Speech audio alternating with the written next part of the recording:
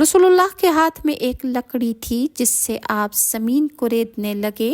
फिर रसूलुल्लाह ने 3 मरतबा इरशाद फरमाया, आऊज़ु बिल्लाहि मिन अज़ाबिल कब्र, और आसमान की तरफ रसूलुल्लाह ने निगाह उठाई और फिर इरशाद फरमाया कि मोमिन की वफ़ात का वक्त होता है तो इसके पास मलकुल मौत आते हैं और सर की जानिब बैठ जाते हैं और दूसरे फरिश्ते जन्नती खुशबुएं और जन्नती तहाइफ लेकर और जन्नती लिबास लेकर सफ बस्ता होकर हद्दे निगाह तक बैठ जाते हैं।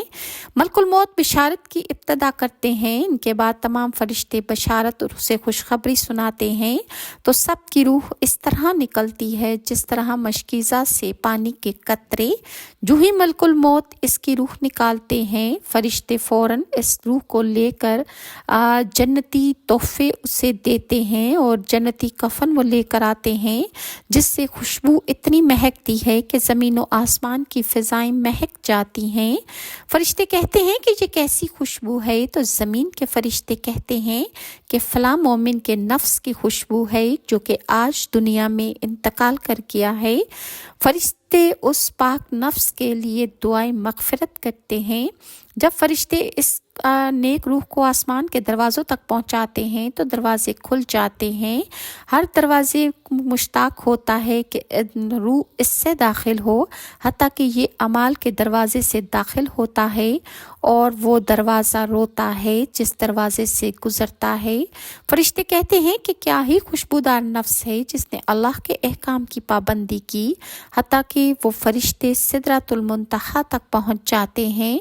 मलकुल मौत और वो फरिश्ते जो रूह कब्ज़ करते वक्त मौजूद थे कहते हैं कि या इलाही, हमने फ़लाँ बिन फ़लाँ की रूह कब्ज़ की। अल्लाह ताला फरमाता है कि इसको ज़मीन की तरफ वापस ले जाओ, क्योंकि मैंने इसको इसी ज़मीन की मिट्टी से पैदा किया और मैं इसी को इसी मिट्टी में मिलाऊंगा और फिर दोबारा मैं इसको इसी मिट्टी से उठाऊंगा।